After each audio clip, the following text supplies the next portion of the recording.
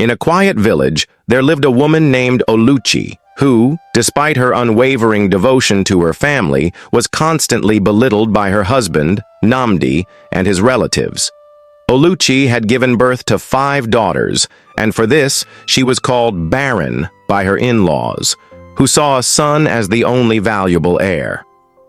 "You're as good as barren," they'd taunt, as if the value of a woman could be reduced to the number of sons she bore. Oluchi's heart would break every time they spoke those cruel words. She loved her daughters fiercely, but the world around her made her feel as though they were a burden. Nnamdi, too, had become indifferent to her pain. The bitterness in his voice as he echoed the words of his family cut deep. His discontent with having only daughters grew over the years, and Oluchi often felt isolated, like a shadow in her own home. Despite this, her love for her girls remained steadfast, and she knew deep down that their worth was immeasurable. Years went by, and just as Oluchi began to feel she couldn't bear the mistreatment any longer, Nnamdi took a second wife, Adaora. Adaora was young, beautiful, and full of hope, and she quickly gave Nnamdi 2 sons, Ugo and Chijioke. At first, Oluchi felt a pang of jealousy. After all, Nnamdi had always wanted a son. The village people rejoiced, congratulating Nnamdi for finally receiving the heirs he longed for. Adaora's children, Nnamdi's sons, became the pride of his life, but their arrival did little to soften the blow that Oluchi had felt for so long. Instead of feeling relief, Nnamdi became even more distant, focused on the promise of a future with his sons at his side. The joy that Nnamdi experienced from his new family was short-lived, however. His sons, Ugo and Chijioke, failed to live up to his expectations. Instead of becoming upstanding men, they grew into rebellious, lazy, and disrespectful youths. They wandered the streets causing trouble, a constant disappointment to their father. While Nnamdi's sons stumbled through life, Oluchi's daughters thrived. Ngozi, the eldest, went on to become a successful lawyer, working in an international firm and representing clients across the globe. Chinelo, the second daughter, pursued a degree in engineering and became a top engineer in the country, traveling to various countries to oversee major projects. Nkechi, the third daughter, started her own business, a company that grew rapidly, earning her respect and admiration from everyone who crossed her path.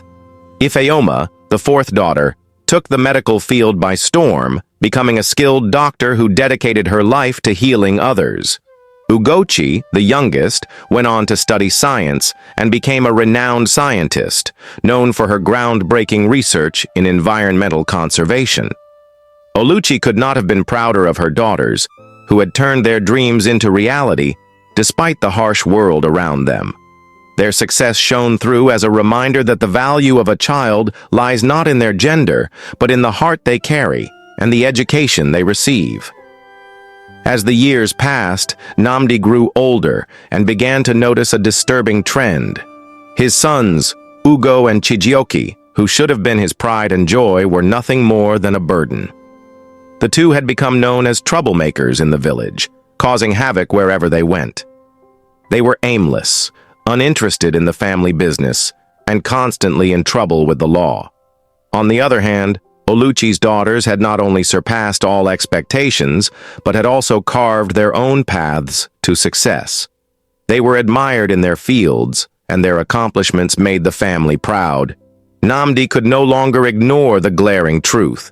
His daughters had brought honor to his name, while his sons had only brought shame. Regret filled Nnamdi's heart. He realized that he had spent so many years belittling Oluchi, dismissing the worth of his daughters, and now he was left with nothing but disappointment. His sons had failed him, and the realization hit him like a thunderclap. Determined to right his wrongs, Nnamdi summoned Oluchi. He had lived with the burden of guilt for too long and knew it was time to ask for forgiveness. When Oluchi arrived, she could see the sincerity in his eyes, something that had been missing for all these years. "Oluchi," Nnamdi began, his voice trembling, "I was wrong.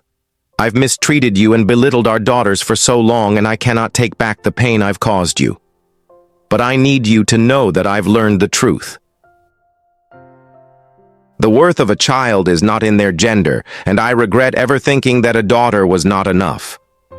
Oluchi stood silently for a moment, the weight of his words sinking in.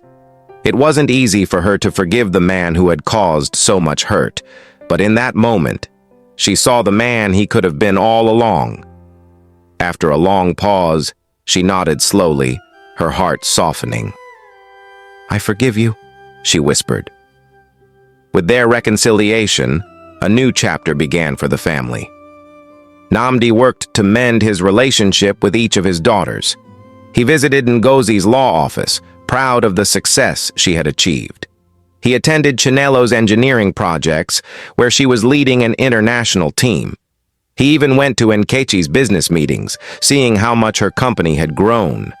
He spent time with Ifeoma in the hospital, witnessing the lives she had saved.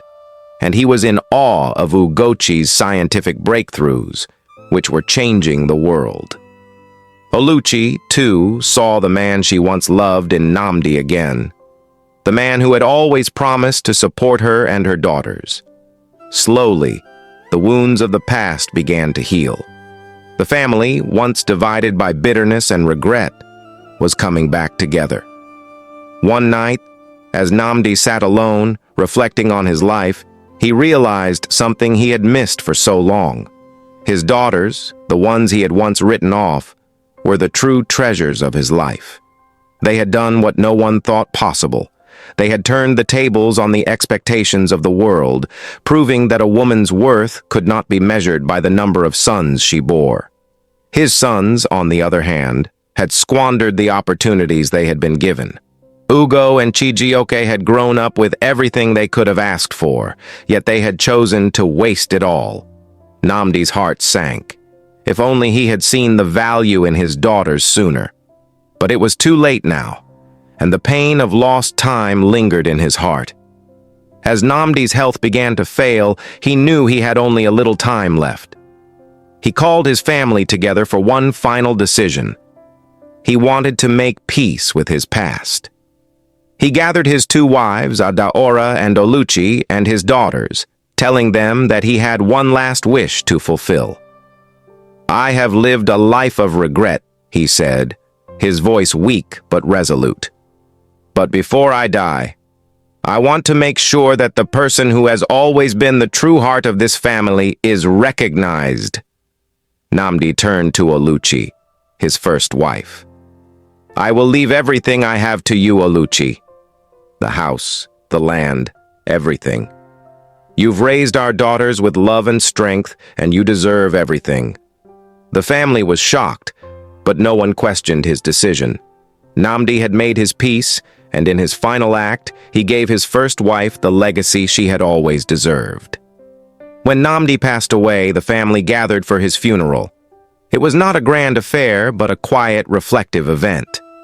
Adaora and her sons, Ugo and Chijioke, were left with nothing but a few belongings. In contrast, Oluchi inherited everything: the wealth, the land, and the home that once belonged to her husband. Her daughters stood by her side, their pride in their mother evident. They had all worked hard for their success, but now they saw that their mother's strength and resilience had carried them through all the difficulties they had faced. Nnamdi's funeral marked the end of an era, but it also marked the beginning of a new one. Oluchi, now in control of everything, looked at her daughters with pride. They had all proven that the value of a child is not determined by gender, but by the love and opportunities given to them. As the years passed, Oluchi's legacy grew stronger. Her daughters, who had once been dismissed and disregarded, were now celebrated for their accomplishments. The village that had once whispered cruel words now looked to Oluchi and her daughters with respect. The story of a woman who was once seen as worthless, and her daughters who became pillars of society, spread far and wide. Oluchi had given her daughters the tools to succeed, and they had used them to build lives filled with purpose and achievement. And so, the story of Oluchi and her daughters became a tale of inspiration for generations to come. A story that reminded everyone that true worth lies not in the expectations of others, but in the untold potential of those they deem insignificant.